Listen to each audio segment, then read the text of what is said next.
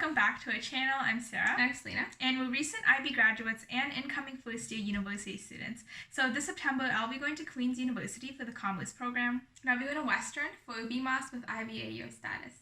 You can check out the description box to learn more about us and where we apply to.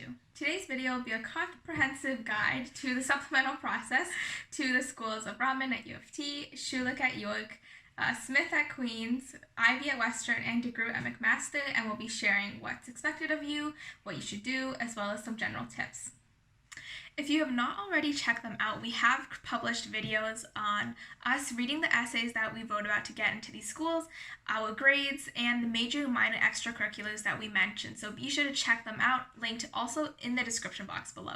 Again, these are the guidelines for the 2020 to 2021 application, and it will probably change a little bit in the next coming years, but hopefully not too much. So just be aware of that, and without further ado, let's get started. So there's a weird light in the room, but other than that, we do have notes written, so we will be looking down at these. But for the Rotman application, in general, my general thoughts are that it is the shortest and least demanding of all the other supplemental applications, and in my personal opinion, I think they care more about your marks than your extracurriculars, because a lot of people with really good grades and not so great extracurriculars do get in every year, and then you'll also find that there's a video portion at the end where it's mostly just to see if you can speak English well enough, so it doesn't really matter too much about how you answer the questions. And again, this will be elaborated on as I go through the supplemental process. So the Rotman application is split up into 3 parts. So the first part is a written and video question, which you get to prepare ahead of time. So for the written question, you get 20 minutes to write it on the day of your actual interview, but again, you do have it given to you ahead of time. So I would just recommend write it out, have it edited, go through it many times, and then on the day of, you can just copy and paste it into the online platform that you will be using, probably called Kira Talent. And the question that I got was, please list 2 activities which you spent a significant amount of time on outside of class. Focus on activities from the last 4 years. They can be of any kind of pursuit, including sports, clubs, employment, volunteer activities, research activities, or hobbies. And they expected 150 words in total, so 75 words each for each activity. And then for the video one, you'll be asked to briefly introduce yourself, tell us about one thing that you are passionate about, and then describe what unique perspectives or experiences you will bring to the Rotman Commerce community. And you will have 45 seconds to answer this question. So again, practice this as much as you can ahead of time, write out a script, then cut down that script because 45 seconds is not a lot of time, and then just record it as best as you can to make it look as natural. And then on the day of, you can just put that out there. So I just spoke about who I was, where I was from, the Ivey program that I graduated from, and then I talked about wanting to contribute and join the Rotman Women in Business Association, and I wanted to provide more opportunities for women using my experience as the founder of my nonprofit organization. And again, because these questions were given to me ahead of time, just practice a response and you will be more than fine. Now, the things that you can't prepare for are the written questions and the video question at the really end. So for the written questions, someone's face will pop up on the screen and they'll read you your question, and I believe you have 1 minute to brainstorm and jot down notes ahead of time, and then 1 minute to actually answer. So the written questions that I got were: write about an interesting news article you read, summarize it, and give your opinion, or something along the lines of that. And you have 5 minutes to write this, and I think I wrote about the impacts of COVID-19 on the economy from an article off Google, so I just summarized it and gave my opinion of it. So I talked about, the benefits and advantages that came with COVID-19 on the economy, on students, and on businesses. And the second written question that I got was, should a team think alike or more differently? So I just answered with a combination of both, saying that to prevent groupthink, they should think differently, but then at the same time, they should not think too differently, because then, they wouldn't be able to get anything done.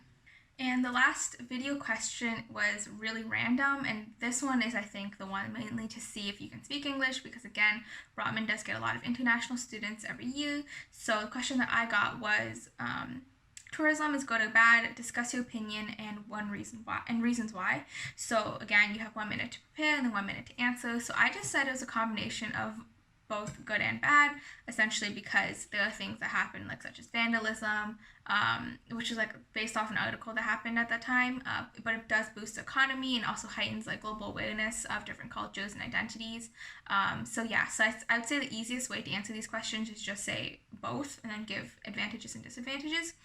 So some tips for the Rotman application and these types of video and written question interviews would be mostly just to practice as much as you can. So on Kira Talent, they do give you an unlimited amount of practice questions, but it's also really helpful to just go on Reddit and look at past questions and practice with those. So one thing that's actually good for me this year was that I went on Reddit when I was practicing. I saw that someone had a question where they asked for them to summarize an article, so I knew that might have occurred for mine. So I found an article ahead of time, and then during my interview, I actually, already had one off Google, so it's really easy. I could save that time finding an article. And then, so again, really helpful to just search up those past questions. So for more tips, we will be making a video on how to ace your supplemental application, so stay tuned for that. So the application process for Schulich was very similar to Rotman because you had to do a timed writing exercise and also a video interview on Kira platform. But what was different that they had that Rotman didn't have was something that's called a leadership profile that you have to submit before you actually do the interview. So in this leadership profile, you have to list a maximum of 5 extracurriculars. I have on a sheet of paper. These extracurriculars could include student clubs, sports teams, competitions, volunteer work, paid employment, entrepreneurial ventures, etc. And they specifically said, I'm going to quote this from them, "We are interested in hearing what you learned from taking part in these activities. You must provide a reference who can vouch for your participation in each activity listed. Activities without references will not be evaluated." And you have about 1,000 characters to write each. So for me, I talked about being the founder and executive director of my nonprofit organization, a book author, being the co-chair on my school's library steering committee, being a digital marketing content creator, and working as a piano instructor for the city of Toronto and working privately. So my first tip is to have a variety of activities. So don't just have a bunch of work experiences and then entrepreneurial ventures, because if you provide a variety, this will allow the admissions officers to really get a comprehensive understanding of you and also your suitability for this role. And my next tip is that for each activity, talk about something different, because ultimately from each activity, Schulich wants to hear about what you learned from each experience. So don't have 2 activities that talk about the same thing. And this is where I'm going to provide you an example, so listen carefully. So for example, for my position at Vava Toronto, where I was the digital marketing content creator, near the end of my experience, this is what I said. I said, "This is one of my most victorious accomplishments because this was the first opportunity I obtained through cold emailing. I felt validation for my skills as I was given trust and an opportunity from a person I'd never known before. Through this experience, I learned the importance of determination and risk-taking as I was able to get my feet wet in the real world of marketing." And then for being the founder and executive director of my nonprofit organization, I ended off the paragraph with, "I learned that the best way to lead is through careful attention and establishing strong relationships with each member. A true leader is not bossy, but someone who is able to bring the best out of each member to achieve a common goal." So what I recommend is having the last sentence be about what you learned and explicitly say, like, "I learned that." And yeah, that's basically Schulich. So it's everything Salina mentioned about Rotman, and it's this additional profile. So in comparison to Rotman and Schulich, I would say Schulich definitely cares more about your extracurriculars, whereas Rotman, I think, cared a lot more about just like your marks and how your interview went. And yeah, hopefully it helps. So we applied to the Integrated Business and Humanities program within the DeGroote School of Business. So this is a kind of different program from the general commerce stream, so the application is a little bit different. And again, this application is also split up into 3 parts. So the first part is where you submit a resume based on an example they give you online, so just follow that similar formatting and you just list what you've done. And then you have that online interview, so similar to Rotman and Schulich. So except here, you would have 4 questions and you're given 45 seconds to prepare and then 90 seconds to answer them. So the first question I got was, other than school and work, what is another activity that you spend the most time on? So for this one, I just said my nonprofit organization, gave a brief overview, what it's about, and my statistics. Then the second question I got was, what is one time that you took a risk and what was the outcome? So I think I said something about like preparing for my piano exam in a very short amount of time. I think this one was mainly just to like flex that I did like 10 piano levels in 4 years. I couldn't think of a risk on the spot, so I just said piano, and I basically just summarized how I passed. Again, grade 10 piano, like up to the grade 10 levels in 4 years, and then I talked about how my final outcome was receiving like whatever, like passing with distinction or honors or something like that. And that actually worked well because for a later part of the supplemental process, in an interview with the program director, I mentioned piano, and he also asked me a question about passing it in that short amount of time, so that worked pretty well in my favor. For the third question, I got, what was the most difficult thing that you experienced? How did you feel? And what was the outcome? So I quite literally said the immediate thing that came to mind, which is just like someone wasn't pulling their weight in a group project. So I just said that I pulled them aside and then like asked them, what were they having difficulties with, provided some help, and then the ultimate like outcome was that we got one of the highest marks in the class. So that wasn't really like it's not like a huge difficulty, but it's the one that came to my head, and I actually said that during the interview. I said like, this is what came to my head. Then lastly, the fourth question was, the IBH requires students to have international experience. Explain why having this is important. So this was perfect because me and Sara were in the IB program, so I just mentioned, like reiterated that being students in the IB program, we have a focus on international experiences and perspectives. And they basically just talked about how like international experience allows you to get more insights about different cultures, perspectives, and ultimately just allows students to be more aware.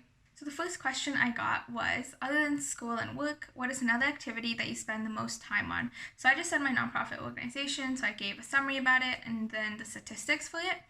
The second question is, what is one time that you took a risk? What was the outcome? So I think I said something about like preparing for a piano exam in a very short amount of time. So this was basically like my way to sort of like flex that I passed 10 piano levels in 4 years. And then this actually worked out pretty well because in the later part of the application with the program director in the interview, which I will go over, he actually asked about that part, about how we were able to finish piano in such a short amount of time, so that worked out pretty well. I basically just talked about, what I did to prepare, and then my final outcome, which was like, passing the exam with like honors or distinction or something like that. The third question was, what was the most difficult thing that you experienced? How did you feel? And what was the outcome? So I quite literally said in my interview, like the first thing that came to my head was, and this was that in a group project, like someone wasn't pulling their weight, and then I talked about how I solved it. So I pulled them aside, asked them what they were having difficulties with, then I went through the material with them because I found that they didn't really understand it that well. And the final outcome was that we got one of the highest marks in the class. So this is not like a huge difficulty or risk or anything, but it's what came to my head, and I told them that. And then, yeah, that was fine. And then for the last question, it was, the IBH requires students to have international experience. Explain why having this is important. So this worked out pretty well because Sara and I are both in the IB program, so that's like a, international academic program.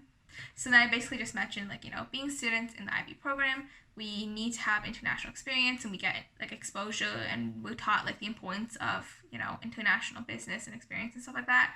So I basically just talked about the benefits of it, such as, heightening our awareness about global cultures and perspectives and stuff like that. And the last part of the interview is with the program director. So he asked a lot of questions, like personal questions, but also general ones, like what does community mean to you? Why did you apply to the IBH program? And then for us specifically, because when we applied and we ranked the program 5th out of 6 total programs, so like second last, he actually asked us, like, why did you rank us this ranking? So this is a kind of hard question to answer and just like think of on the spot, because at the time when we were applying, it was just like kind of, just apply to some other random programs other than the ones that we mainly wanted, and this was one of those like random programs. So we just like made up and said that, at the time we didn't have to do a lot of research and we didn't know about this program, but now if we could change the order, we would. So we just like made something up like that. And I also, like was like with me, one general tip for you guys, if you're going to apply for that program, is don't come late. So I came late by 20 minutes to the 30-minute interview, just because I got the program links confused, but it was okay at the end because we still both ended up getting offers. But again, don't be late to interviews.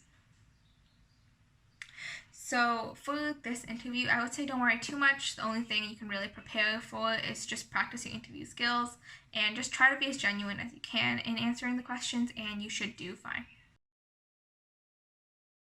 So for Queen's Commerce, for you business kids, make sure you're listening because this is the one that you want to hear about.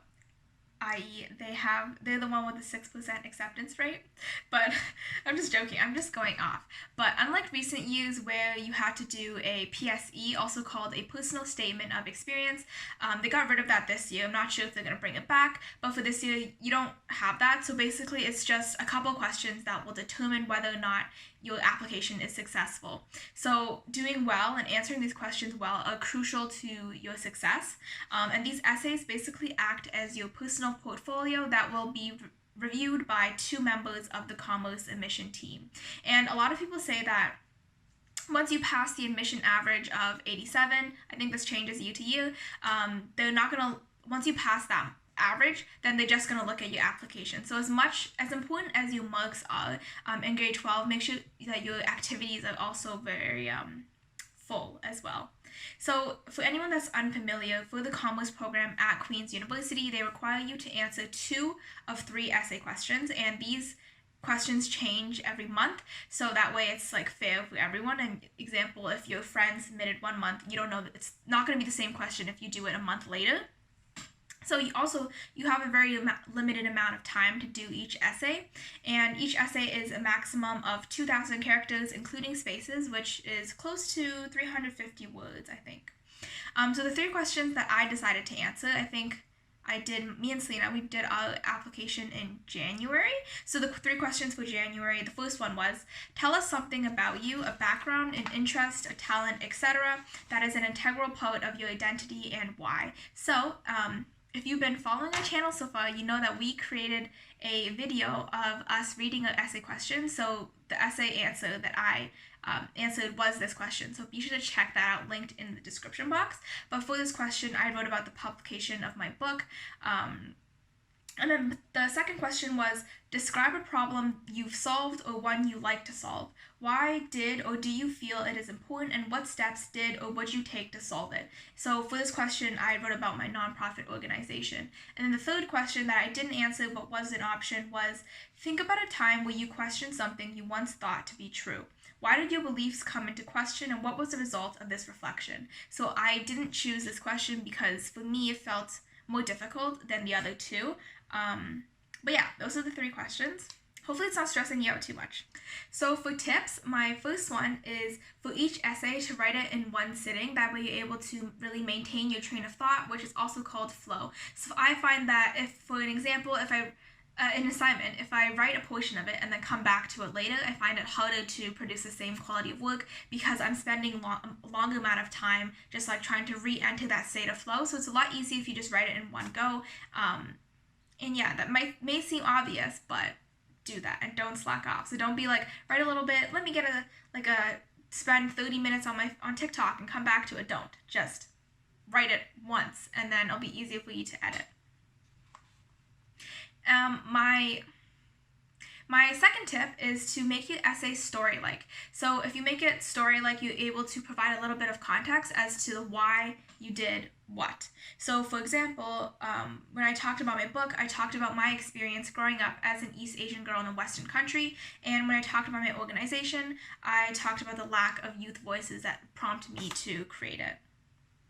And now my third tip, which may seem obvious, is to make sure you read the program details before you do anything, because ultimately when you apply to these universities, for them to give you an acceptance letter means that they think you're suitable for their program. So you want to make sure that your application, even if you're not, your application sounds like you're the right fit.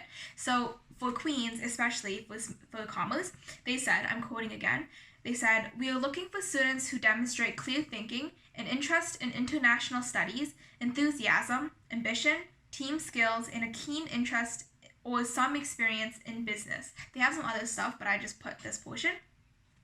So kind of tying back to what I just said, you want your essays to fit these. So again, when I talked about the publication of my book, I wanted to take a creative approach and tie my interest of business into this. So I talked about the show Dragon's Den and talked about that as my growing interest in business. So for some people who don't know, Dragon's Den is basically this show where it's this reality TV show where contestants come, they pitch a product, and then there's like four dragons that are basically judges, and they have a lot of money, and basically if the contestants' products are chosen, then they get sponsored this money to go and like launch the actual product or company. So I talked about that, tying into my growing interest into business. So for my book, I talked about how I got to experience my own Dragon's Den moment when I was like publicizing my book to media outlets and organizations. So something like that can make you stand out from the crowd. So really think about how can you tie, if for example your activity is not business related, like my book, it wasn't really business related, but how can you tie this to show that you're interested in business? Because ultimately the commerce program is business. So yeah. So this application would probably be the longest and most demanding just because of how much you need to do. So it's again split up into 3 parts. The first part is where you just put some general information, but also you need to list your non-academic awards. So try to actually get some of these. So don't just aim to get, the highest mark in the class at school, because those are academic awards. So here I would say list the ones that are more prestigious and maybe forget about the ones that aren't as prestigious. They themselves have said that they prefer awards that are on the provincial level or higher, but again, you can put some high school ones, that's fine, that's what I did as well. So some of the awards that I mentioned were my national piano certificates, my lifeguarding certificate, being a CBC Kids News Insider, and then also winning like a Canada-wide t-shirt design competition, and like some high school ones, like winning the book mug contest or something like that. So the second part is that you need to write 2 500-word essays. So this can be about extracurriculars, work, really like anything you want that you've done in the past 4 years. So the specific description for this is that you should focus on leadership, teamwork, initiative, achievement, commitment, and breadth.